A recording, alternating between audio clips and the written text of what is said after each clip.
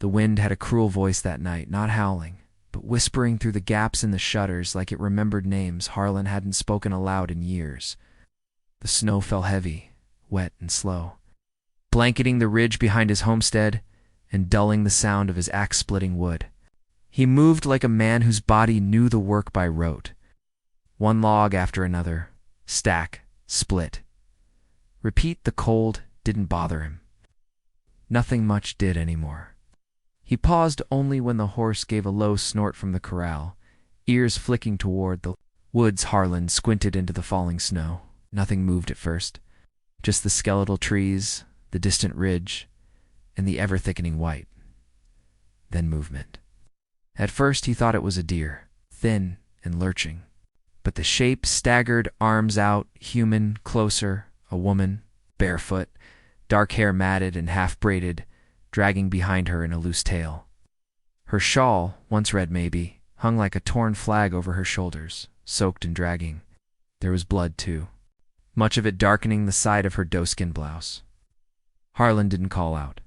He stepped to the door, grabbed the Winchester, and leveled it just as she broke the tree line, stumbled once more, and fell face first into the snow. She didn't move, waited. 1 minute. Then 2. Still, he lowered the rifle. Slowly, as if not trusting even himself. The wind picked up and carried the sound of the woods breathing. With a grunt, he trudged through the drifts toward her. Her hands were curled around something, a leather pouch, no bigger than a fist, clutched. Tight against her ribs, her skin was clammy, her breathing ragged. Blood soaked the waistband of her skirt, but she was alive. Oh. She flinched when he touched her. One eye cracked open, dark and distant, then closed again. He should have left her there. That's what the old Harlan, the man who buried his family and then buried himself, would have done. But something about the way her hand trembled on that pouch, the way she curled away, even unconscious, like someone who knew the cold, not just as weather, but as a memory, it stopped him. He slid one arm under her knees, the other behind her back. She was lighter than she should have been. Inside, the fire had gone to embers. He kicked the door shut behind him, gently set her on the old bed, and stoked the hearth until it blazed. Sparks snapped against the stones. The room hadn't held another soul in 4 winters. Dust had gathered in the corners. The rocking chair sat motionless beside the window, a shawl still draped over its back. Not hers. His wife's. He turned away from it. He soaked a rag in warm water and cleaned the wound at her side. It looked like a tear from brush or thorns, not a blade. Deep, but not fatal. Still, she winced in her sleep when he touched it. Her pouch was still clutched in her hands. He didn't take it. Instead, he covered her with a blanket, sat down across the room with the rifle laid across his lap, and stared into the fire. The logs hissed as snow melted off his boots onto the floorboards. Outside, the wind screamed down the ridge. Inside, the only sound was her breathing. She looked too young to carry that much fear behind her eyes. Yet even unconscious, her brow was tight with it. Her braid was frayed at the ends, coming undone, like it had been made in haste, maybe by another pair of hands, maybe not her own. The braided leather cord looped through the pouch flickered in the firelight. Tribal markings, he guessed, though he didn't know their meaning. But something about the way she held it, even in sleep, told him it mattered. He should have asked her name, but he didn't speak. Not tonight. Instead, Harlan Boyd, a man, long thought to be made of stone and silence, sat watch over a stranger. Bleeding into the quilt that still held the scent of a memory he never dared disturb, and for the first time in years, he stayed awake not to avoid dreams, but because something real, something breathing, hurting, surviving, had entered the quiet ruin of his world. The storm outside had found its way in, but it hadn't broken the roof, not yet. By morning, the wind had died down, but the quiet felt no less heavy. The woman stirred beneath the old wool blanket, her breath catching like a bird, unsure if it had room to fly. Harlan sat at the table, boots off, rifle within reach, staring into a cup of coffee gone cold. When he heard the faint rustle of her movement, he stood. She opened her eyes slow. They were dark, steady, and unreadable, like the eyes of a creature that had seen too many things too fast. Her lips parted, and for a while, no sound came. Then, almost too softly to catch, she said, "Nita." Just the name. He nodded once, said nothing. She tried to sit up, but winced and fell back. Harlan reached for the water canteen and set it beside the bed. He handed her the tin cup next, careful not to touch her. She drank, but with the stiffness of someone unused to taking from strangers. He noticed her eyes darting across the cabin, not frantic, but watchful. The place told its own story. The unused crib in the corner, half covered with a folded tarp. A rocking chair that hadn't moved in seasons. A faded photograph propped against a crooked nail on the wall. Harlan's boots thudded dully on the wall. Floorboards, as he went about preparing another bandage, pouring clean water into a dented basin. He knelt beside the bed and unwound the old one, now dark with dried blood. She flinched when he touched her side, but didn't cry out. He kept his eyes on the wound, not her face, and spoke only once. "Infection's gonna get worse if it don't stay dry." She didn't answer, but her breathing steadied, and she let him work. That evening, while the stew simmered on the stove and shadows twisted up the log walls, Harlan sat by the hearth and watched the flames climb. The firelight danced across the wooden floor, flickering against the bottom edge of the mirror on the far wall, the one he'd draped a cloth over years ago. Long enough that even he forgot what the glass looked like. He thought of Ruth then, his wife's voice, her laugh like church bells after rain. And then the crack of rifles, the screaming. The boy's boot that washed up days later downriver, the match to the one still tucked under the cot. Harlan blinked hard and stood, pulled a blanket around his shoulders and laid down on the floor near the door, rifle beside him. Sleep came heavy, but his dreams betrayed him, flames, hooves, blood in the snow. He jerked awake before dawn, breath ragged, sweat cold. When he opened his eyes, she wasn't in the bed. He rose fast, the way a man does when something breaks in the dark. But there she was, sitting on the floor by the hearth, staring at the old photograph of his wife and child. Her fingers brushed the frame lightly, like she was touching something sacred. Her face held no mockery, no disrespect, only quiet reverence.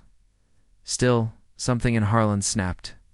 He crossed the room in 2 long strides and yanked the frame from her hands. Fire flared behind him, casting a silhouette large on the wall. "Don't touch that," he said, low but sharp. She didn't speak. She lowered her gaze and clasped her hands in her lap. He stood over her a moment longer, then turned and walked out the front door, boots crunching through fresh snow. The cold bit at his skin, but he welcomed it, needed it. He didn't stop until he reached the barn. Inside, the familiar smell of hay and old leather wrapped around him. He leaned against the wall, the photograph still in his hand, guilt rising. In his throat like smoke in a chimney, his knuckles whitened around the frame.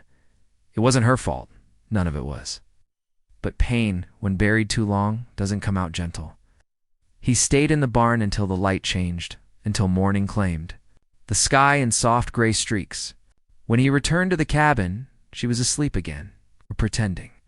The photograph lay back on the shelf. Beside it, folded neatly, was the quilt he always left bunched on the bed.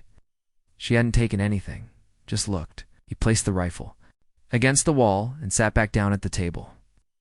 As the snow melted and dripped in slow, rhythmic taps from the eaves into the roof's tin gutter, Harlan realized something strange. For the first time in years, he wasn't just surviving.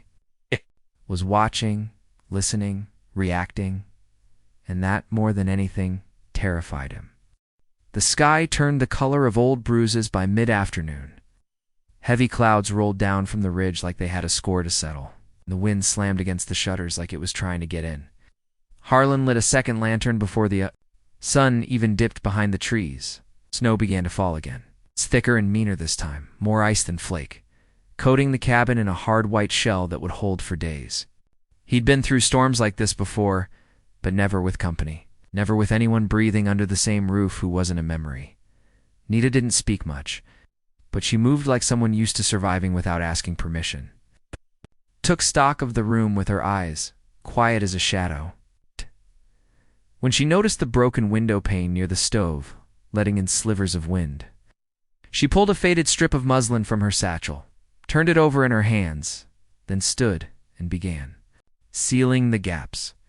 Harlan watched from the table. She took nails from a rusted tin cup on the shelf, ones he hadn't touched since his son hammered together a step stool. She worked quickly, efficiently. Not a single glance toward him for approval. Her movements were sure, her silence not the kind that avoids, but the kind that listens. He didn't offer to help, didn't know how. By nightfall, the storm was full-blown. Snow slammed sideways against the walls. The wind howled down the chimney and made the flames dance wild in the hearth. They ate quietly, jerky and beans. A bit of bread Nita found, stashed in the back of the cabinet, and coaxed to life with warm water and salt. She boiled coffee, slow and careful, over the fire in his dented tin pot like it was a kind of ceremony. She poured him a cup without asking, slid it across the table, and then took her place near the fire. Not on the bed, not in the chair, just the floor. Knees drawn up, arms wrapped around them. Her braid had loosened again, strands of dark hair falling against her cheek. Harlan took the coffee, said nothing. They sat like that a long while. The wind outside shrieked through the valley, rattling the cabin like it meant to shake loose all the names and losses that hung in the air. Then she began to hum. It was quiet, low, like the kind of sound someone makes not to be heard. But to remember? String of soft notes rising and falling like breath in a cradle? It wasn't English. It wasn't any language he knew. But something in the melody struck him. He closed his eyes and saw Ruth nod as she looked at the end. But in summer, barefoot in the kitchen, a bowl of flour in her hands, humming as she kneaded dough. He remembered their boy laughing on the porch trying to catch snowflakes on his tongue. That tune, was it the same one? Or had his heart simply grabbed hold of the closest thing to it? When the humming stopped, he didn't open his eyes. Just said, "Thank you." The silence stretched. Then her voice came, even unbothered. "It was not for you. But I don't mind you hearing." He opened his eyes. She didn't look away. There was no accusation in her gaze, no warmth. Either just acceptance.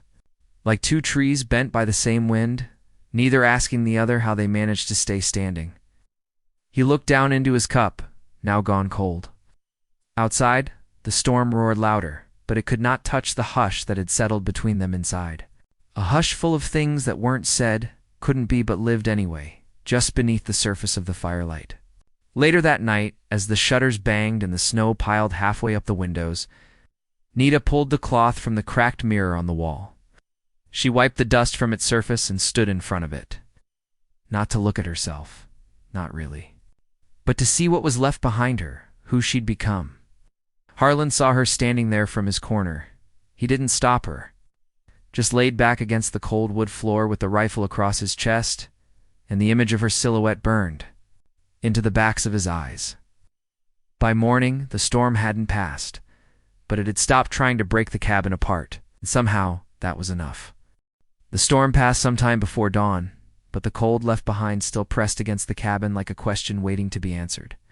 By midday, the snow had begun to soften. Long rivulets ran down the slope behind the house, carving new lines into the old land. Rain came next, soft at first, then steady, washing away what the wind hadn't. Inside, the air had shifted. Not warmer, not yet, but less tight. The kind of quiet that doesn't come from fear, but from something holding its breath. Nita stood near the hearth, rebraiding her hair with practiced fingers. The fire crackled. Harlan sat at the table, cleaning a length of rope with hands that remembered too much. The mirror on the wall, uncovered now, caught the flicker of light, and threw it across the room like a ghost passing through. She spoke suddenly, as if continuing a conversation neither had begun. It wasn't soldiers at first, just smoke, then fire. He looked up. She didn't meet his eyes. They came, before sunup, didn't speak. Just lit torches and tossed them into the huts. Some of our men were still asleep. Her fingers tightened around the braid. They didn't aim to fight, just destroy. We ran. She took a breath, then another. I wasn't hurt in the fire, she added. A thorn ripped my side. Had my sister's boy in my arms. I don't even know if she made it out. Harlan sat still, jaw clenched. The rope slipped from his fingers and coiled on the floor like a sleeping snake. He could still see the blue coat folded in the back of his trunk, the one he hadn't touched in 5 years. He remembered holding that torch, not in her village, but in others. Orders were orders. But what good were orders now? She moved to the window and watched the rain streak the glass. "You don't have to answer," she said. "I just wanted to say it aloud." That night, as dusk melted into ash-gray sky, hoofbeats thudded up the ridge. Harlan moved to the door before the knock came.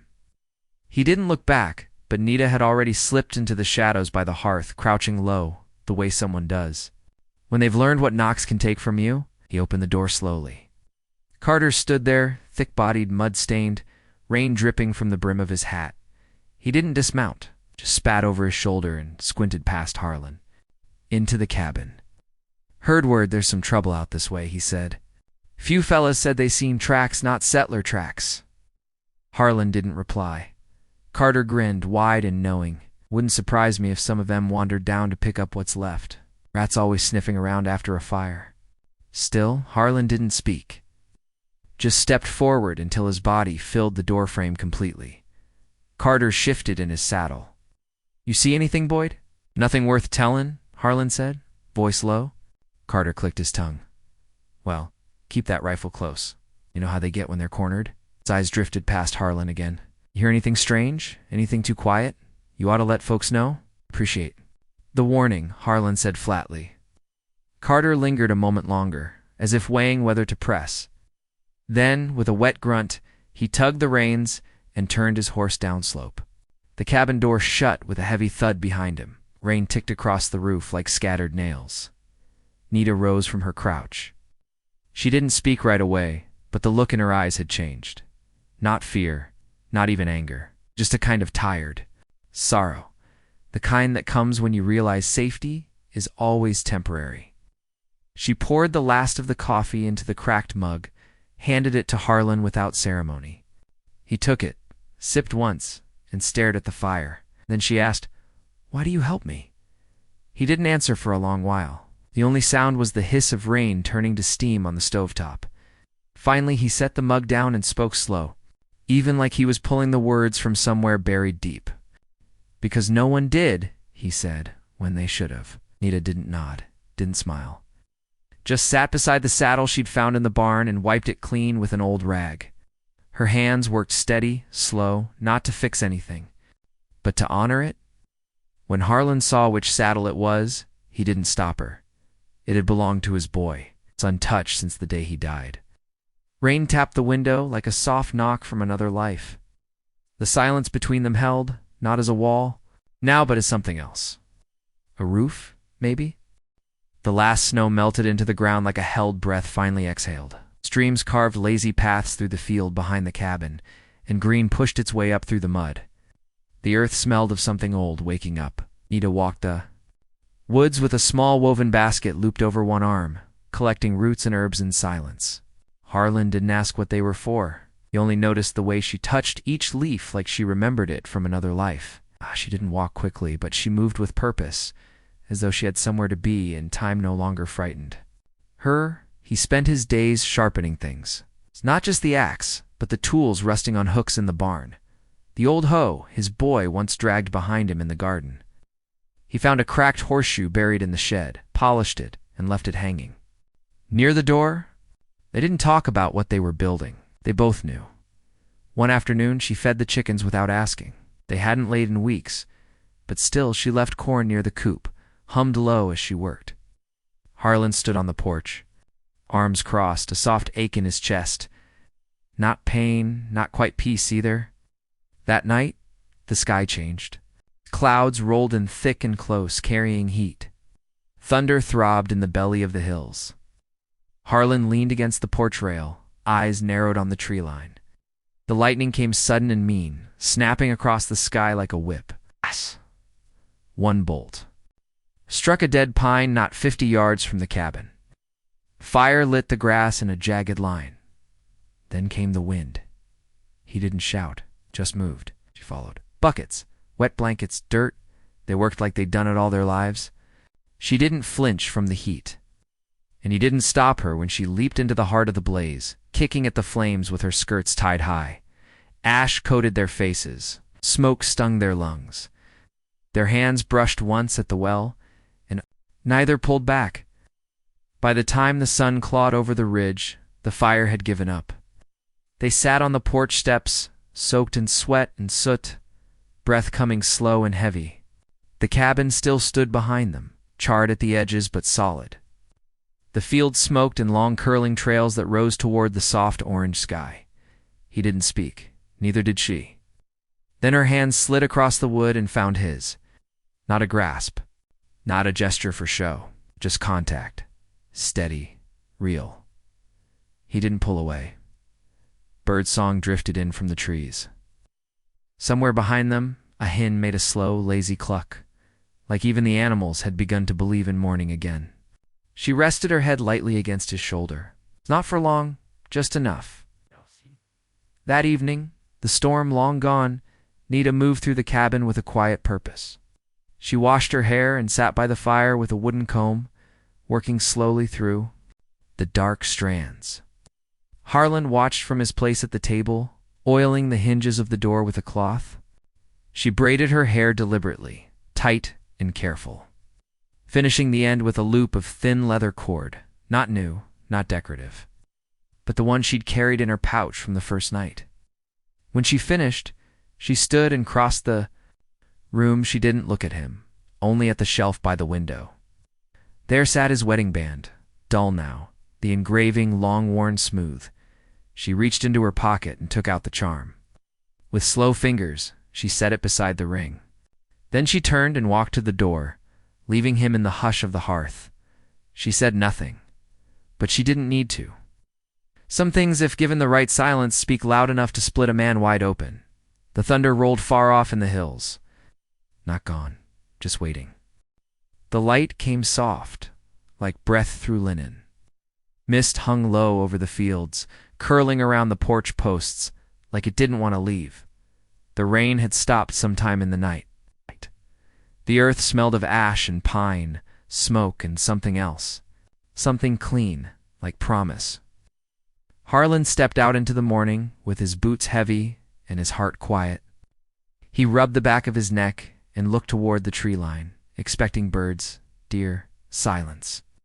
Instead, they stood there, 200 of them, maybe more, warriors lined shoulder to shoulder just beyond the fence. Motionless, faces painted in earth and charcoal, no weapons drawn, no signals, just watching. It wasn't a threat, but it was no visit either. Nita was already behind him. He didn't need to turn to know. She stepped past him barefoot on the boards and pulled her shawl around her shoulders. The red in it caught the gold of the rising sun. A threadbare flag, a life reclaimed. She didn't. Flinch didn't falter. She walked to the top step and stood there, tall and still. One figure stepped forward from the line, younger, with a hawk feather tied at his braid and a steady gaze that burned like coals. Nita descended the steps slowly and met him halfway across the yard. They spoke in low tones, words shaped from a language Harlan didn't understand, but somehow felt.